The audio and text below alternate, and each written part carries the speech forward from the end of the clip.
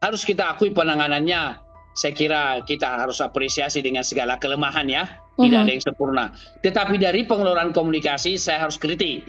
Koordinasi komunikasi. Komunikasi koordinasi belum optimal yang harusnya diorkestrasi oleh Kepala Badan Komunikasi Pemerintah dalam penanganan ini. Saya tidak melihat sampai saat ini. Kepala badan janganlah hanya duduk di meja itu saja, berkomunikasilah, sampaikan kepada Bapak Presiden. Tribuners, di saat pemerintah Prabowo Subianto sedang berupaya menunjukkan respons cepat terhadap bencana di Sumatera hingga Aceh, pernyataan Menteri Sosial atau Mensos soal izin donasi justru memicu perdebatan baru. Publik menilai ini berpotensi mengaburkan fokus penanganan bencana dan mempengaruhi kepedulian dari masyarakat pada para korban. Lantas bagaimana membaca pesan Mensos ini dari sudut komunikasi publik?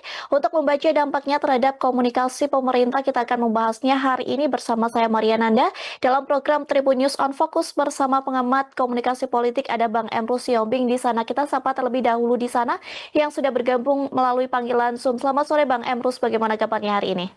Selamat sore Mbak Maria, Alhamdulillah sehat. Mudah-mudahan para Tribuners dalam keadaan sehat dimanapun mereka berada. Alhamdulillah Bang Emrus. Bang Emrus, sebelum kita masuk lebih jauh begitu ya mengenai dampak terhadap komunikasi politik pemerintah sebagai pengantar terlebih dahulu, saya mau meminta pendapat dari Bang Emrus ini melihat statement dari Menteri Sosial Gus Ipul begitu ya, yang kemarin mengatakan bahwa influencer ataupun artis harus izin terlebih dahulu jika ingin membuka donasi. Apakah kemudian ucapan tersebut wajar disampaikan begitu di tengah kondisi bencana yang sampai saat ini masih belum teratasi, Bang Emrus? Baik, ketika terjadi bencana kan dibutuhkan kecepatan Mhm. dan ketepatan memberikan bantuan. Jadi kalau masih dalam keadaan bencana kita yang sangat katakanlah mengancam nyawa manusia, bahkan ada sejumlah yang meninggal saudara kita kan di peristiwa banjir di Sumatera. Mhm. Jadi janganlah bicara izin. Justru pemerintah membackup, mendukung upaya-upaya siapapun itu, tidak hanya influencer, tidak hanya katakanlah artis, siapapun kita, jurnalis, dosen, bisa saja melakukan itu bagaimana untuk mengumpulkan dana sehingga mereka bisa terjun ke lapangan dengan bantuan beberapa orang atas dana tersebut. Dan kemudian bisa saja dana itu nanti disalurkan dalam bentuk katakanlah beras, pakaian dan lain-lain sebagainya.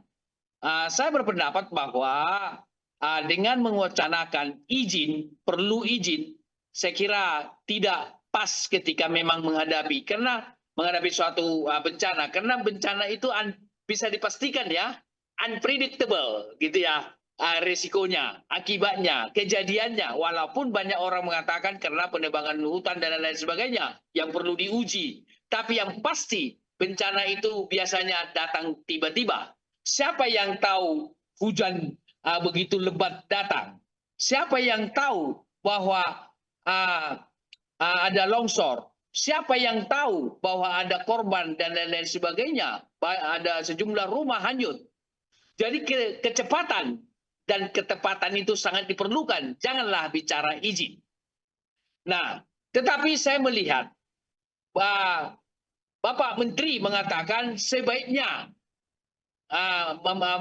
memperoleh izin sebaiknya, tidak keharusan gitu ya. Ada Mhm. kata-kata itu sebaiknya. Saya kira saya bisa pahami apa yang dilakukan oleh Menteri Sosial itu bentuk daripada tanggung jawab pemerintah melindungi masyarakat. Karena supaya ada nanti pengumpulan donasi itu dilakukan secara tertib, teratur dan membuat laporannya. Karena masyarakat bisa saja memberikan bantuan, donasi melalui orang tertentu. Bisa itu melalui influencer, bisa itu melalui artis atau siapapun.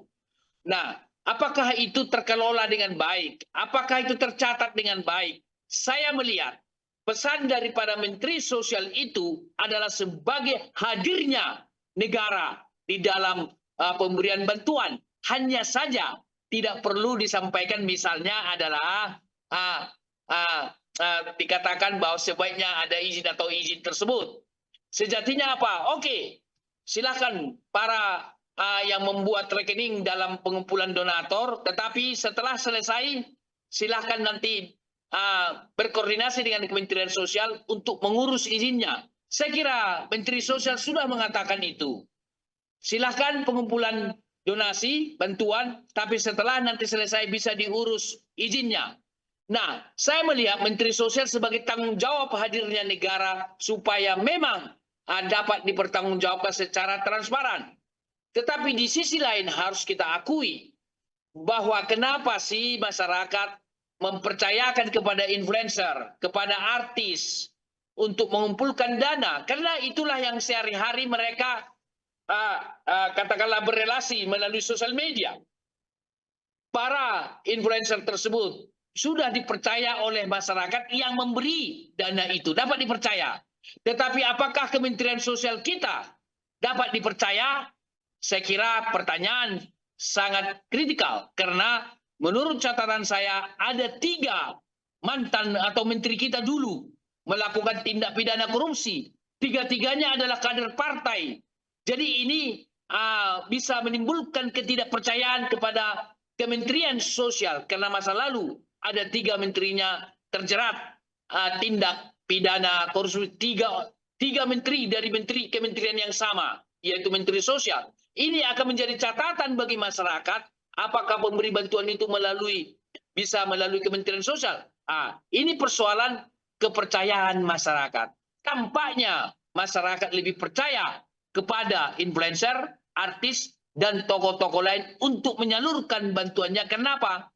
Karena yang pemberi bantuan itu kan ada di mana-mana. Bisa saja pemberi bantuan itu ada di Jawa, ada di Kalimantan, ada di Papua, ada di mana, atau sebagian dari Sumatera juga, misalnya dari Bengkulu, Lampung.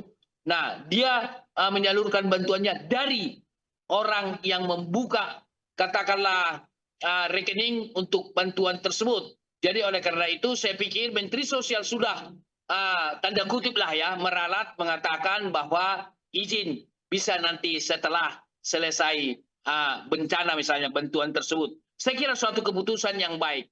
Menurut saya bahwa para influencer atau katakanlah artis atau siapapun yang membuka katakanlah rekening bantuan itu harus transparan. Tidak boleh 1 rupiah. Bahkan saya berpendapat biaya administrasi diperbankan ditanggung oleh influencer itu, ditanggung oleh artis. Jangan dari situ diambil sebagian gitu ya.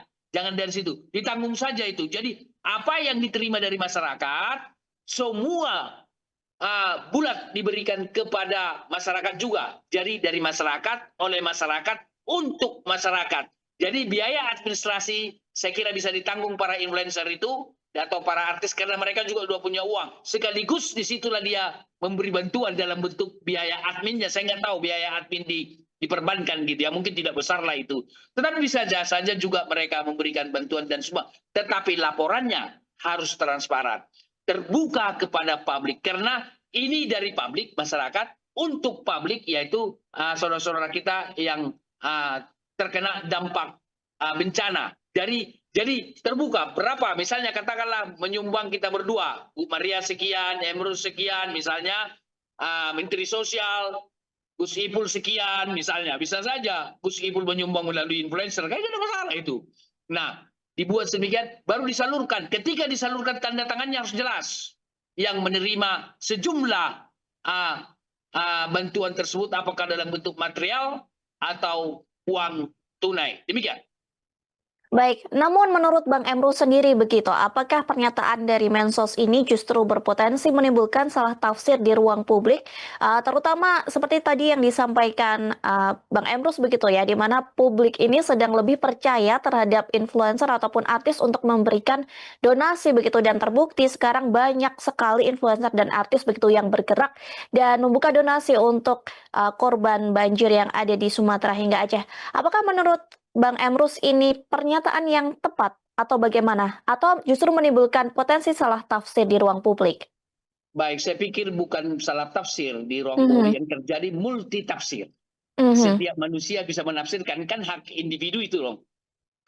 Pernyataan dari Gus Ipul, Menteri Sosial kita mengatakan itu, Ibu bisa menafsirkan saya bisa menafsirkan minus A. Itu wajar. Karena penafsiran itu sangat subjektif. Jadi oleh karena itu multi tafsir. Tapi saya melihat niatan daripada Menteri Sosial tersebut adalah hadirnya negara di dalam pengelolaan donasi tersebut. Tapi tidak mewacanakan di awal adalah sebaiknya perlu izin. Sama saja karena dia adalah pemerintah, pakai izin dong, kan bisa dimaknai seperti itu walaupun kalimatnya sebaiknya. Nah, jadi tapi setelah beberapa waktu kemudian tidak begitu jauh dia katakan bahwa nanti izinnya dibuat setelah selesai, tentu dengan catatan laporan secara terbuka. Dan Gus Ipul juga menurut catatan saya baca di media dia mengatakan kita akan berikan izin itu tidak berbelit-belit, mudah gitu ya. Jadi saya kira Kementerian Sosial memberikan izin itu nanti setelah selesai dengan sangat mudah. Demikian kata Kementerian Sosial tersebut.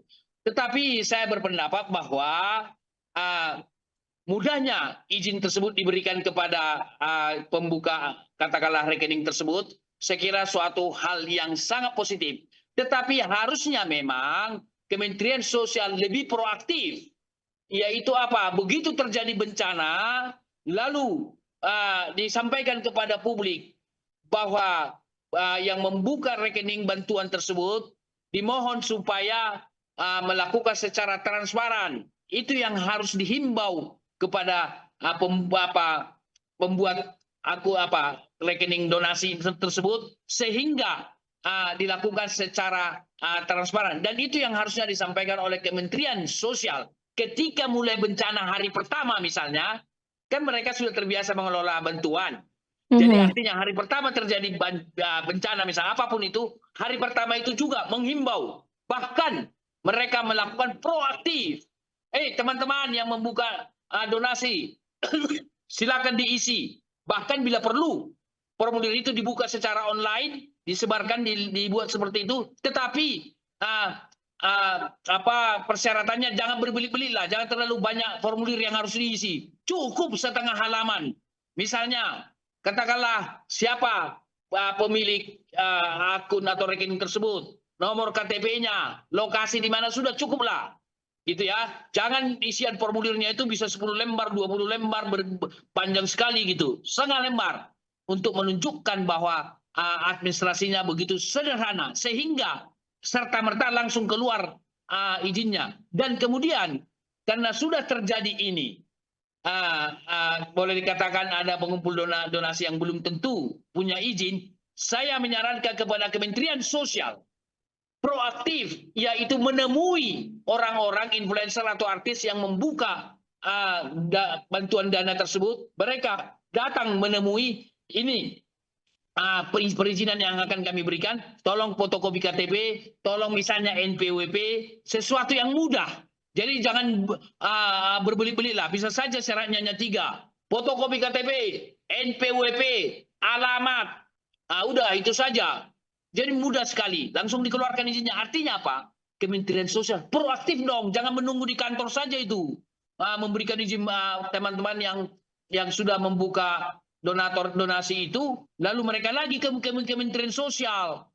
Kata orang milenial, capek kan gitu. Jadi artinya pegawai Kementerian Sosial jemput bola. Lalu antar itu izinnya. Syaratnya apa? Ini 3 misalnya. Jadi langsung aktif dilakukan. Karena apa? Kita harus hormati teman-teman kita yang membuka rekening untuk donasi itu. Kita harus bangga. Bahkan saya ikuti media, ada yang sampai miliaran kan bantuan dari masyarakat melalui seseorang influencer dan disumbangkan ke Aceh. Suatu hal yang perlu kita apresiasi, luar biasa. Di manakah Kementerian Sosial kita misalnya? Apakah mereka sudah melakukan secepat itu? Jadi jangan-jangan mereka tunggu surat tugas dulu dari menteri, kemudian baru beberapa hari baru ke lokasi. Kan itu menjadi memakan waktu, sementara rakyat kita hitungan detik atau masyarakat membutuhkan bantuan tersebut. Informasi yang saya peroleh, Bu, ada korban meninggal, saya kira sangat banyak, tidak sedikit.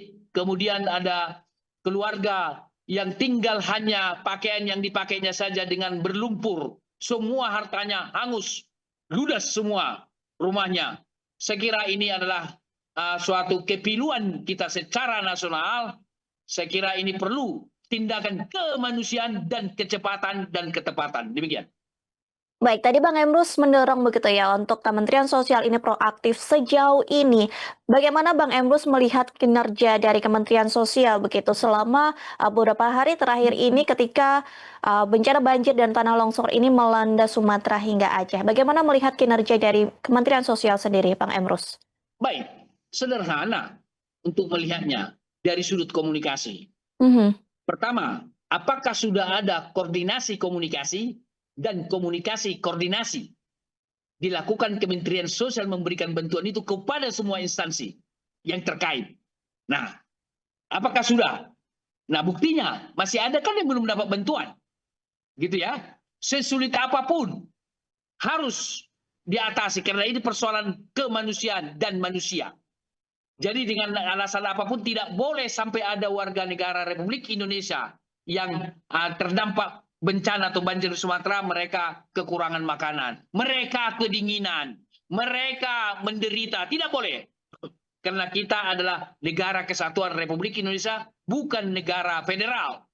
Jadi yang terjadi penderitaan rakyat di Tapteng, di Aceh Tamiang kalau nggak salah, itu adalah penderitaan kita bersama. Karena kita adalah negara kesatuan Republik Indonesia. Kecepatan itu perlu dilakukan. Yang kedua, saya juga mengatakan, kalaulah memang pelayanan daripada Kementerian Sosial positif, harusnya Kementerian Sosial tidak mengatakan sebagai berikut, sebaiknya ada izin. Harusnya dikatakan apa? Teman-teman yang membutuhkan dana kami akan temui, kami akan antar izinnya. Sediakan aja fotokopi KTP, NPWP atau apapun. 3 poin atau apapun. Kami akan antar izinnya. Tanda tangan menteri. Begitu, tinggal ngisi di atas pengelolaan. Jadi jemput bola.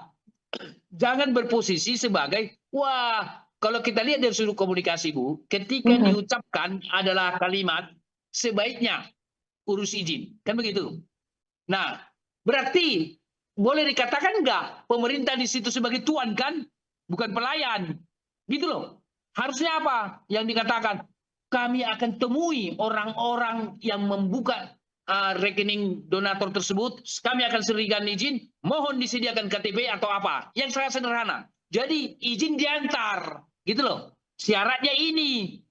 Jangan suruh lagi mereka datang ke Kementerian Sosial. Jangan lupa loh. Pegawai negeri, birokrasi kita adalah pelayan. Bukanlah raja-raja kecil yang harus kita temuin di kementerian itu. Kita datang, ini syaratnya, kenapa tidak jemput bola? Jadi saya pikir ini suatu bukti memang revolusi mental kita di masa pemerintahan Joko Widodo boleh saya katakan gagal lah. Gitu ya. Jadi harusnya para PNS kita, birokrasi kita jemput bola pelayanan. Misalnya contoh atau apapun ini dalam konteks bantuan sosial, dalam konteks pajak, jemput bola kepada masyarakat apapun, jemput bola, KTP jemput bola, pelayanan jemput bola di semua instansi. Demikian. Baik, kemudian Bang Emrus tadi mengatakan begitu ya bahwa pernyataan dari Gus Ipul ini sebenarnya merupakan salah satu kehadiran negara begitu. Namun Ya. bisa dikatakan bahwa memang cara berkomunikasi atau tata bahasanya yang kurang tepat begitu ya, sehingga menimbulkan multitafsir juga dari publik begitu. Namun seberapa serius menurut Bang Emrus sendiri ini dampak komunikasi dari ucapan Gus Ipul begitu terhadap citra pemerintah? Apakah ini bisa mempengaruhi cara pandang publik yang menilai negara ini terlalu mengatur ruang solidaritas begitu, Bang Emrus? Iya, bisa saja dimaknai ke sana karena saya mengatakan tadi multitafsir gitu ya. Tetapi kalau kita lihat dari perspektif menteri, dia hadirnya negara. Artinya karena ada di satu sisi ya masyarakat itu dengan baiknya gitu ya disumbangkan gitu ya. Tapi sampai nggak sumbangan itu transparan nggak? Jadi masuknya Bang Iful mengapai pernyataan itu maksudnya adalah supaya terkelola dengan baik.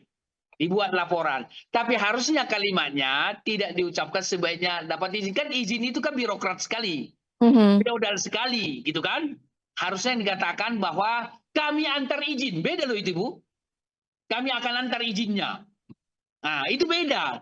Jadi, tapi saya bisa maklumin. Tapi bahwa Gus Ipul bisa saja background-nya bukan komunikasi, gitu ya. Tetapi niatnya mungkin boleh jadi baik, sebaiknya punya izin, tapi lebih baik lagi kalau diucapkan, kami antar izinnya. Nah, sekarang kesempatan ini saya sarankan kepada Saudara Menteri, mengatakan lagi nggak apa-apa, tidak ada kata terlambat. Kami akan antar izin para pembuat donatur itu, syaratnya ini. Salah satu syaratnya adalah dilakukan nanti laporan keuangan secara transparan. Karena menurut saya laporan keuangan itu mutlak dilakukan sehingga tidak ada dusta di antara kita. Baik, kemudian Bang Emrus ini masih mengenai bantuan begitu ya, di mana anggota DPR sebelumnya juga mengkritik Komdiji begitu karena dianggap tidak tanggap di media sosial sehingga bantuan dari pemerintah ini seolah tidak diketahui oleh publik dan bahkan anggota DPR ini juga sempat menyinggung influencer begitu yang mengatakan sok paling tahu soal kondisi bencana. Bagaimana Bang Emrus melihat hal tersebut? Baik, ada dua hal dari pertanyaan Ibu tadi. Pertama, Mhm, Komdiji ya. mhm, Komunikasi dan digital. Sebenarnya persoalan penanganan komunikasi itu ada dua institusi negara. Yang paling lebih punya kewenangan itu adalah Kepala Badan Komunikasi Pemerintah. Gitu. Komdisi bolehlah supporting gitu ya. mhm. Jadi saya tidak melihat koordinasi komunikasi yang dilakukan oleh Kepala Badan Komunikasi Pemerintah. Karena dia yang bertanggung jawab tentang komunikasi pemerintah. Itu yang harusnya dilakukan. Coba kita lihat suatu contoh tidak terkait dengan katakanlah bencana ini. Yang selalu menyampaikan pesan presiden siapa? Menteri Sekretaris Negara. Itu saya terus terang saya kritik itu. Sejatinya Pak Prabowo menunjuk kepala badan. Hei kamu yang membicarakan tentang itu, karena itu tugasmu. Tetapi yang diteras siapa? Menyampaikan Menteri Sekretaris Negara. Jadi tidak menjadi tupoksinya dia. Tetapi presiden harusnya menugaskan kepala badan komunikasi pemerintah. Tetapi pertanyaan kritikal kita, kepala badan komunikasi pemerintah ini diangkat oleh presiden apakah atas dasar kompetensi? Jangan-jangan atas dasar berjasa kemarin ketika Pilpres. Jadi didudukkan di situ. Harusnya boleh pertimbangan politik, jasa ketika berjuang, tetapi jangan dilupakan kompetensi. Gitu loh. Dia harusnya itu orang komunikasi yang duduk di sana biar bisa mengelola komunikasi. Kemudian Komdiji, saya pikir tentu mereka akan bertanggung jawab tentang digital, sosial media, gitu ya. Tentu koordinasi dengan kepala badan. Nah, harus berwacana di ruang publik tentang komunikasi bantuan ini.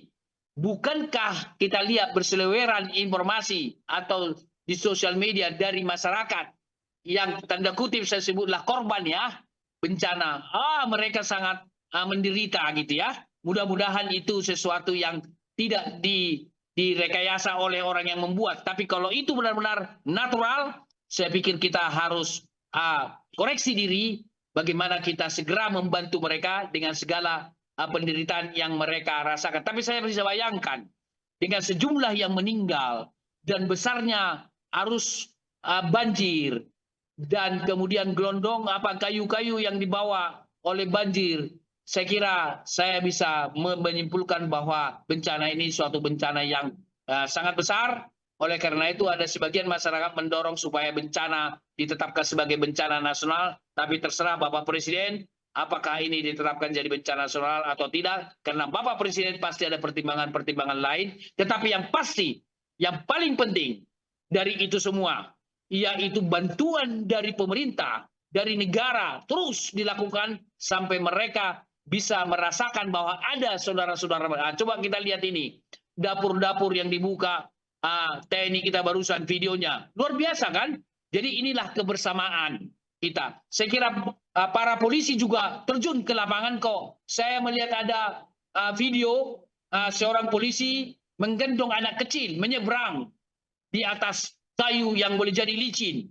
Nah, ini suatu kebersamaan kita. Jadi yang penting sebenarnya adalah bagaimana kita menangani persoalan ini secara bersama-sama. Apakah itu bencana nasional atau tidak bencana nasional, terserah Bapak Presiden. Tetapi saya melihat pemerintah telah berupaya keras, bekerja keras di lapangan sehingga masyarakat terbantu. Coba lihat ini Bapak Presiden kita sambil memegang kepala dan mencium kepala anak-anak, menunjukkan kasih sayangnya kepada anak-anak kita itu. Suatu hal yang luar biasa. Kemudian kita lihat, saya ikuti juga bahwa bagaimana Masinton, Bupati Tapteng, Tapanuli Tengah, dia sempat terjebak di arus air, sempat dievakuasi karena air itu memang sangat tidak begitu deras. Coba diseberangi, tiba-tiba arusnya semakin keras, dievakuasi, dan Masinton ikut mendorong mobil yang membawa bantuan. Saya kira pemerintah pusat maupun pemerintah daerah, saya kira kita telah bersama-sama mengatasi persoalan yang dihadapi oleh saudara-saudara kita di Sumatera. Yang penting bagaimana kita kebersamaan membantu mereka dengan segala persoalannya. Bahkan suatu hal yang menarik, menurut saya ada pernyataan dari Gubernur Jogja, Sultan, bagi masyarakat yang orang tuanya mengalami masalah, dibantu di Jogja yang sedang kuliah, karena bisa saja kiriman biaya tidak masuk.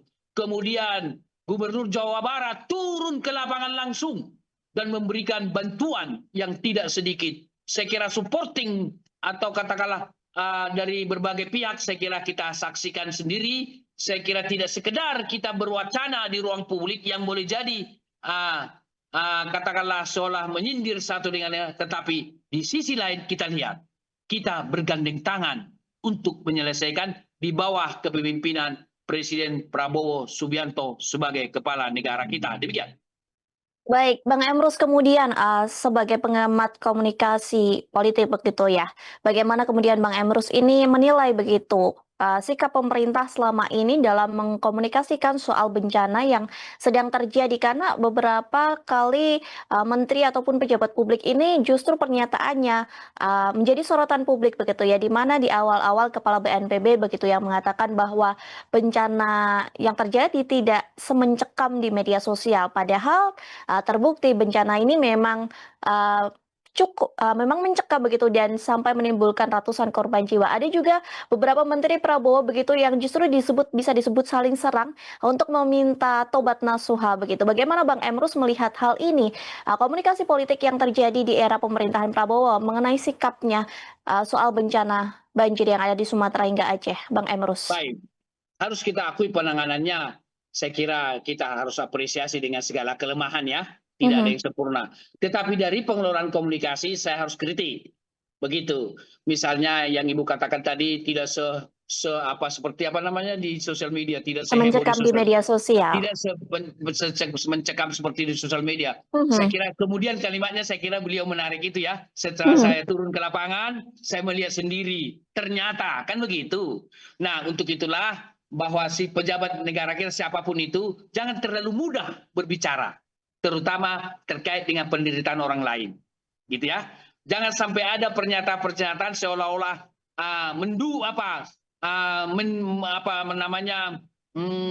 membenarkan tindakan atau keinginannya. Seharusnya terjun ke lapangan. Tetapi saya bangga dengan beliau. Setelah itu, setelah saya turun ke lapangan, ternyata boleh dikatakan mencekam. Saya mohon maaf atas pernyataan saya itu. Saya kira suatu hal yang luar biasa. Karena tidak, manusia itu bisa salah, bisa silap, gitu ya. Tetapi kalimat di awal memang mendapat kritik yang luar biasa dari netizen. Karena bagaimanapun satu korban manusia Indonesia tidak boleh dengan alasan apapun. Apalagi ini ratusan.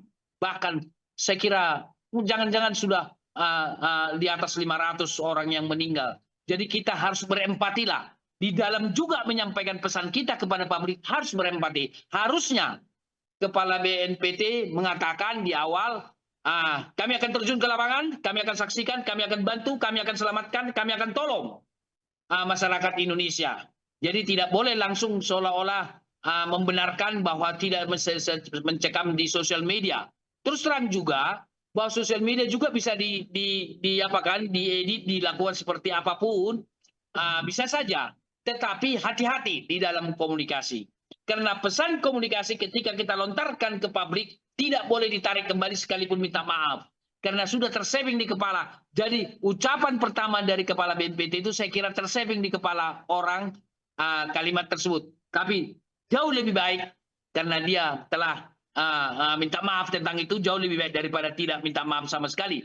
Dan kemudian saya melihat koordinasi komunikasi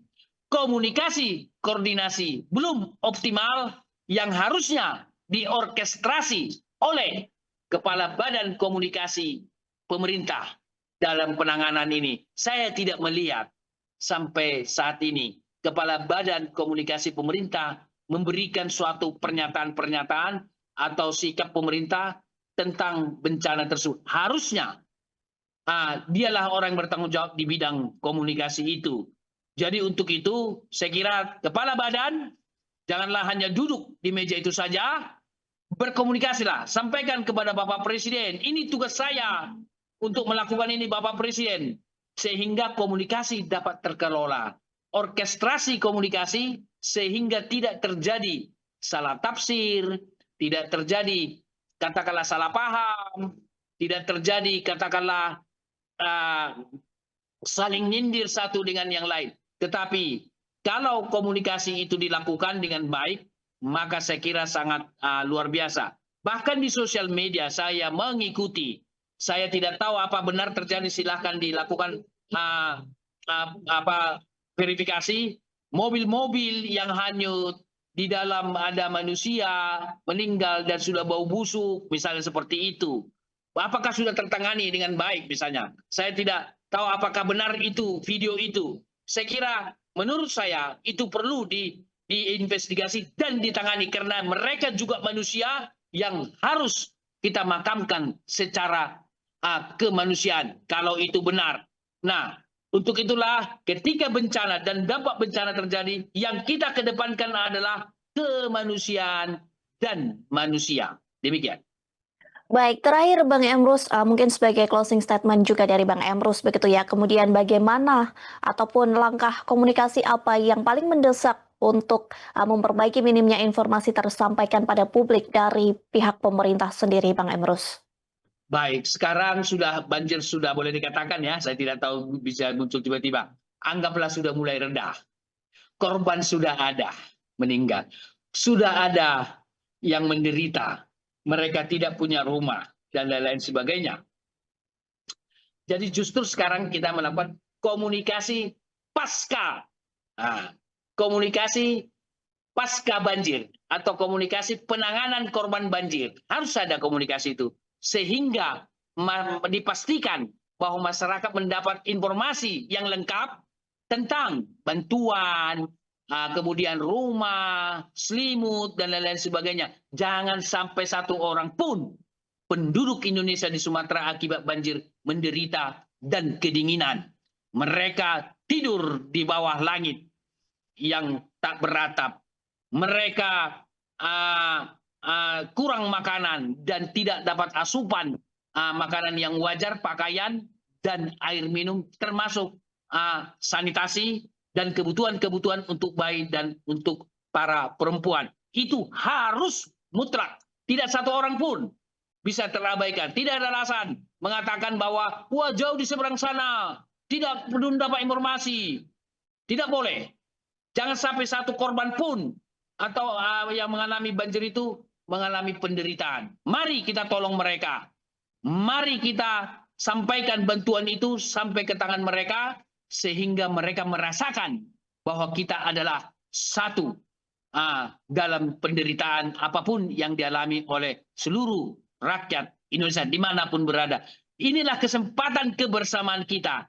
Tidak sekedar kita menyebut Pancasila, gitu ya. Tetapi disinilah wujud Pancasila kita itu apa yang bisa kita bantu, terutama siapa? Pemerintah pusat, pemerintah daerah, dan tentu turunannya adalah Kementerian Sosial dan dinas-dinas sosial dalam konteks bantuan dan kalau keselamatan ada di tangan BNPT. Jadi kita bergandeng tangan untuk mengatasi permasalahan yang dihadapi oleh saudara-saudara kita yang menjadi korban dari bencana banjir di Sumatera Utara, di Sumatera maksud saya, yang menurut saya kira ini suatu peristiwa yang sangat luar biasa. Baik, terima kasih Bang Emrus atas waktu dan kesempatannya. Kita doakan semoga kondisi di Indonesia lekas pulih dan korban-korban terus mendapat bantuan sehingga bisa kembali menyambung asa. Sekali lagi terima kasih Bang Emrus, semoga sehat selalu. Baik, terima kasih Bu Maria. Setuju dengan closing statement dari Ibu. Saya kira supaya tertolonglah saudara-saudara kita. Dan saya sampaikan sedikit, minggu depan saya akan Trans Sumatera via darat. Saya akan saksikan sendiri bagaimana di lapangan. Demikian. Baik, terima kasih Bang Emrus dan juga terima kasih untuk Tribuners sudah membersamai kami di Tribun News on Focus hari ini. Di akhir kata saya Maria Nanda dan kru yang bertugas pamit undur diri. Terima kasih dan sampai jumpa. Download Tribun X sekarang. Menghadirkan lokal menjadi Indonesia.